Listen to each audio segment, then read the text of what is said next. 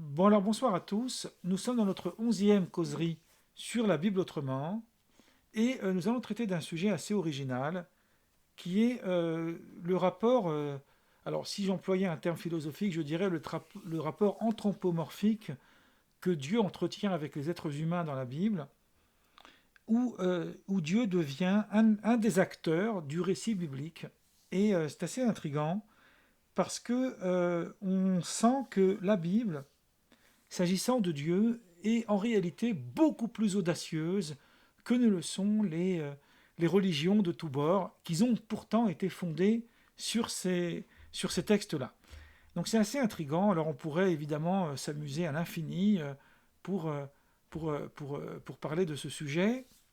Mais moi j'ai choisi de vous en parler à partir de l'instant T, d'un dialogue assez anecdotique a priori, mais pourtant qui a son importance. Vous verrez après pourquoi, qui est le dialogue entre Abraham, Sarah et Dieu, où on a vraiment l'impression que le bon Dieu, tel que les chrétiens aiment l'appeler, aime semer la zizanie au sein des couples. Vous allez voir tout de suite de quoi je parle. Alors je vais d'abord introduire cette idée par rapport à cette idée d'anthropomorphisme. Cette idée d'anthropomorphisme, c'est-à-dire l'idée de prêter à Dieu une dimension humaine, une sensibilité humaine, même j'ai envie de dire, un affect humain, est quelque chose qui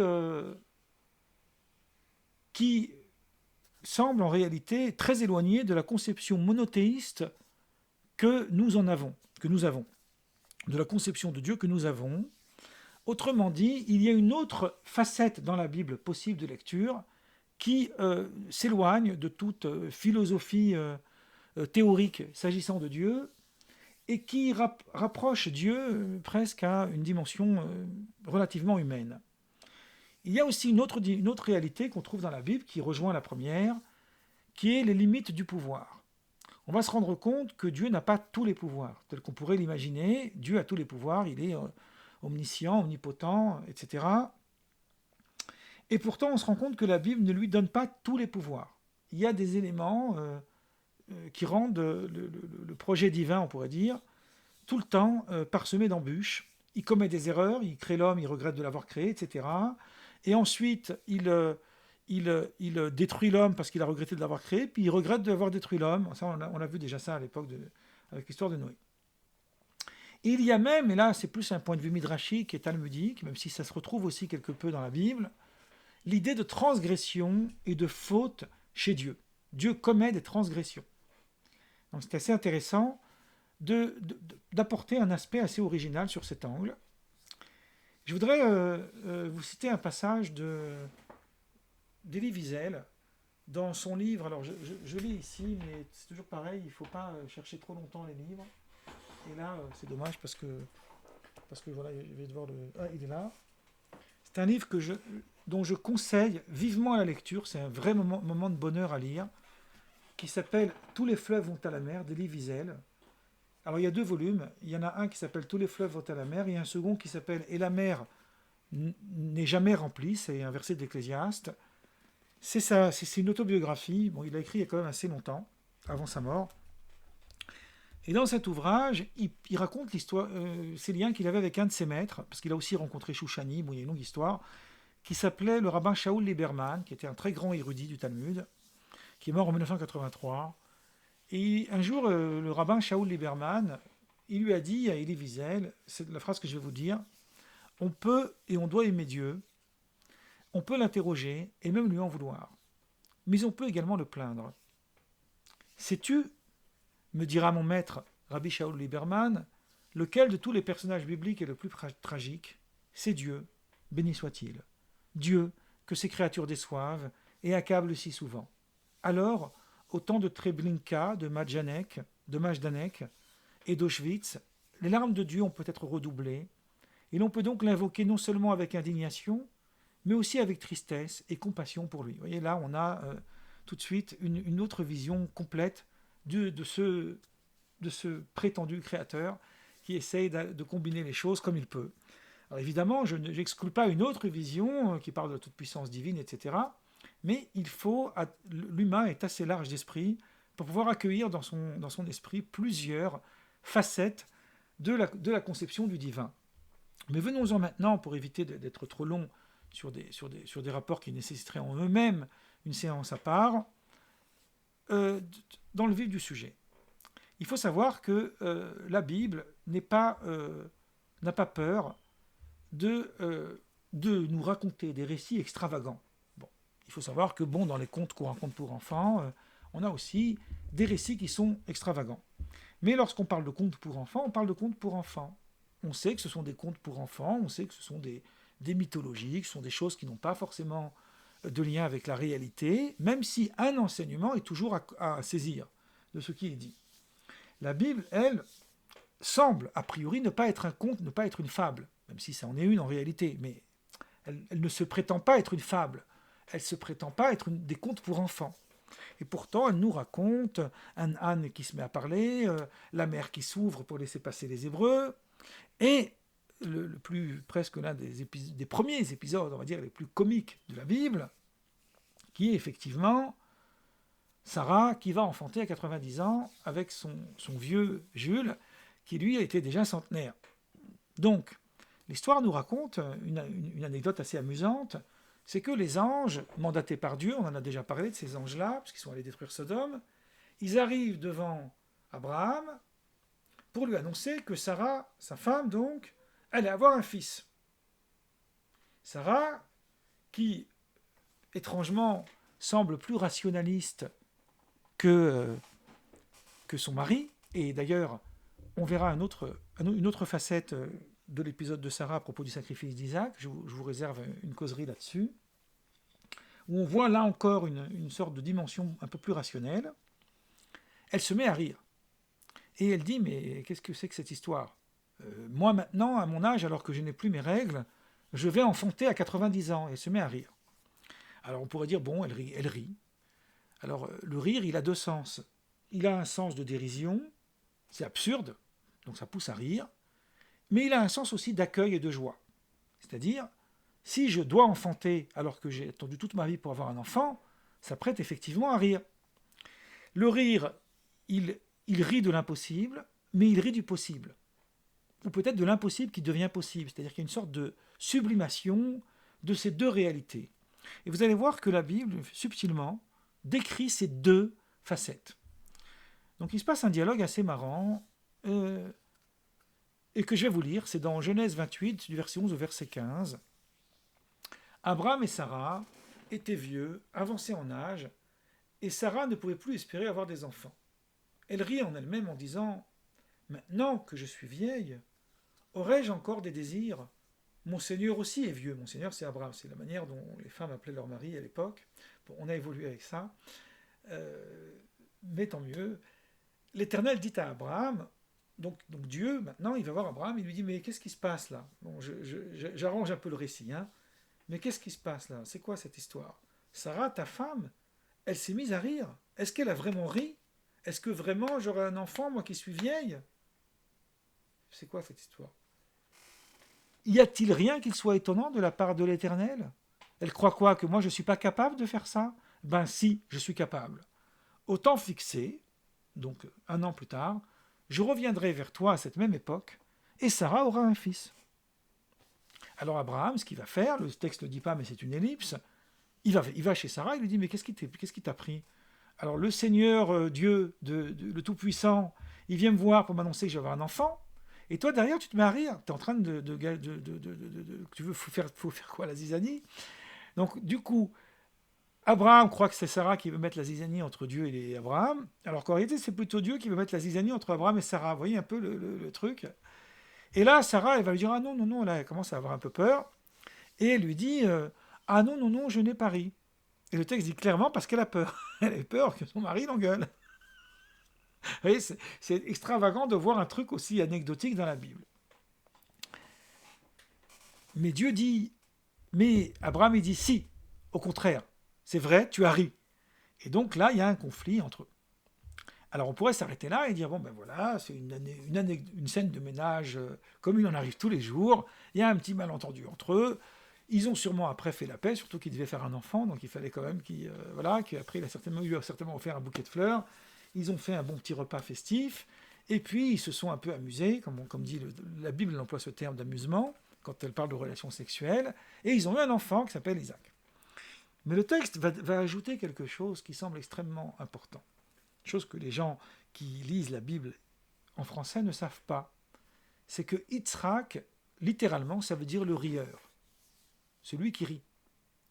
Et il se trouve une chose qui est assez intrigante dans la Bible, c'est que dans pratiquement tout le récit biblique, alors le seul exemple que j'ai en tête qui est inverse, c'est l'exemple de Moïse, qui, lui, a nommé ses enfants, c'est lui qui leur a donné les noms, et étrangement, ces enfants, on n'en entend plus du tout parler dans toute la Torah. On ne sait pas ce que sont devenus les enfants de Moïse. C'est quand même intriguant. Le grand Moïse, qui a eu des enfants, c'est même pas un de ses fils qui l'a remplacé. C'est son élève Josué. Alors que tous les autres personnages bibliques ont été nommés par leur mère. Lisez les textes, vous verrez. Et elles ont nommé leurs enfants par voie prophétique, puisque c'est annonciateur de quelque chose.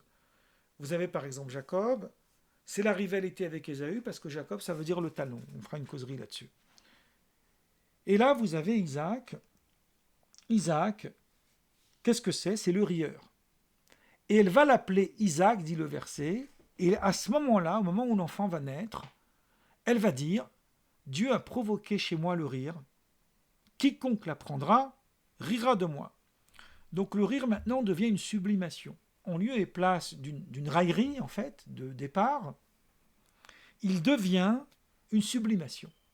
Et c'est parce que il y a le rire de Sarah qui rend extravagant le récit de la naissance d'Isaac, que Isaac s'appelle le rieur.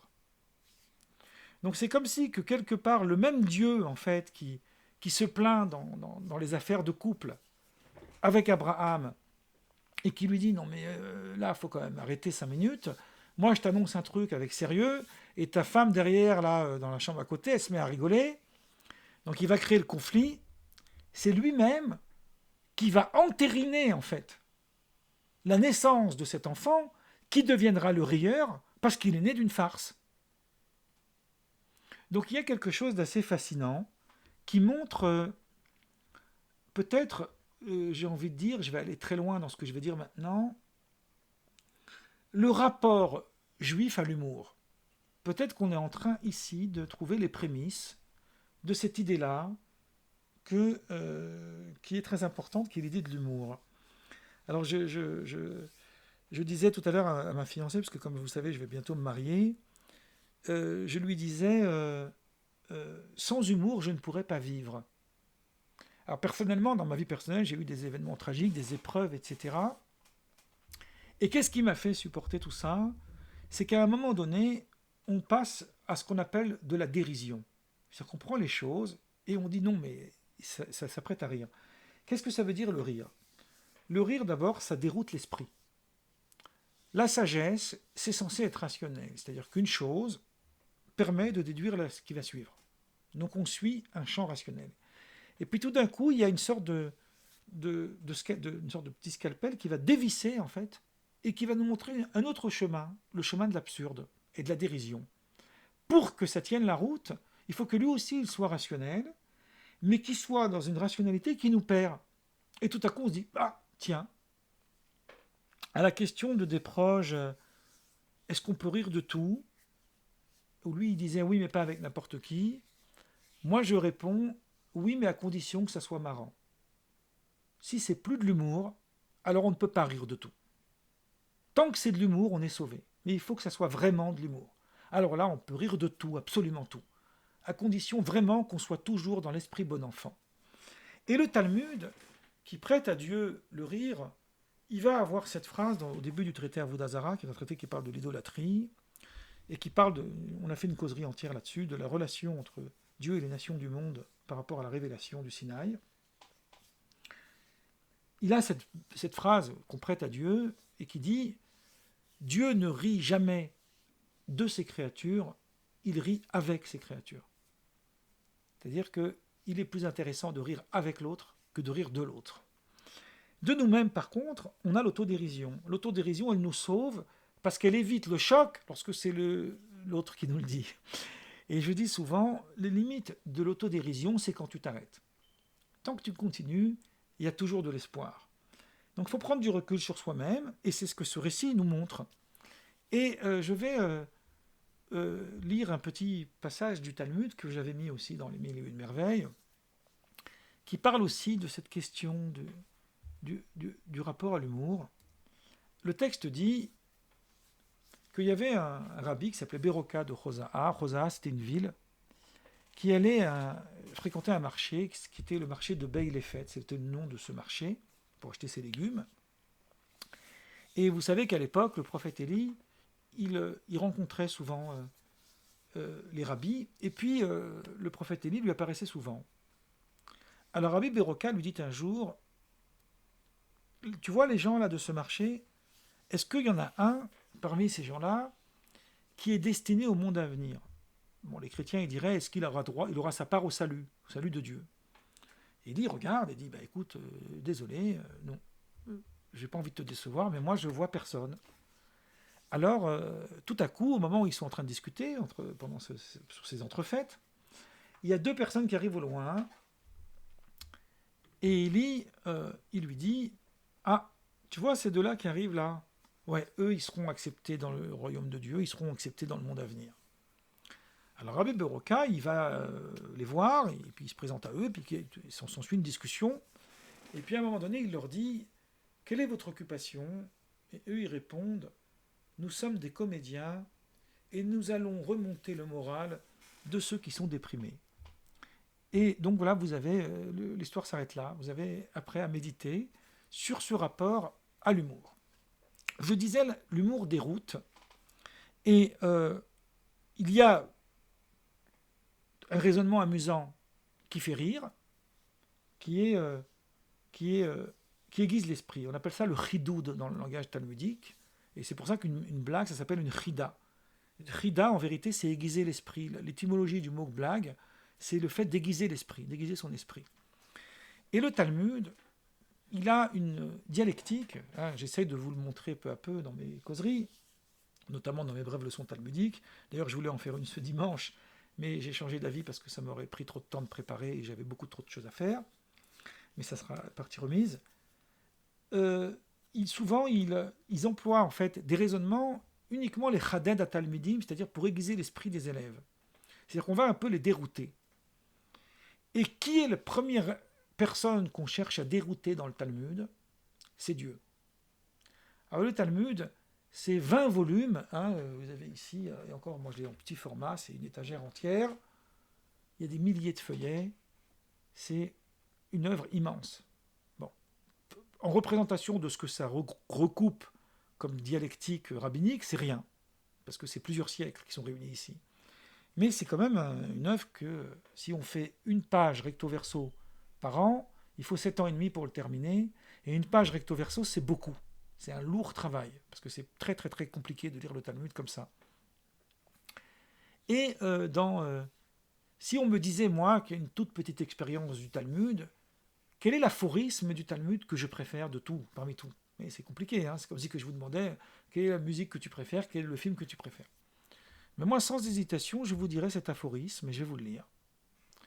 Donc cet aphorisme, ici, est un verset dans les Lamentations, qui est un ouvrage attribué au prophète Jérémie, qui dit « Il m'a relégué dans des régions ténébreuses comme les morts ». Voilà le verset. Et le Talmud commente. De quoi il parle ce verset? Ce verset, il parle du Talmud de Babylone. Comme si le Talmud de Babylone faisait résider Dieu dans l'obscurité. Autrement dit, la dialectique même du Talmud, c'est de rendre ce personnage divin lui-même dans le doute.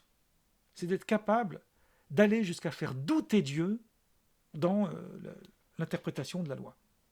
Et là, on est arrivé, je crois, au summum de ce que l'homme peut se libérer, en dépit du fait qu'il peut rester croyant, il peut continuer à pratiquer sa religion, mais il a une liberté totale d'interprétation. Et comme je dis dans mon livre de la Violangile, et c'est avec ça que je vais finir, de même qu'il existe un libre arbitre dans les actions de l'homme, il existe le libre arbitre dans le champ de l'interprétation. Et qu'est-ce que ça veut dire? ça veut dire que le texte en lui-même, il est ni violent, ni non violent, ni un texte d'amour, ni un texte de haine. Il est ce que le lecteur choisit d'en faire. C'est pour cette raison que je n'ai jamais peur des livres, mais j'ai peur des lecteurs. Voilà, je vais finir là.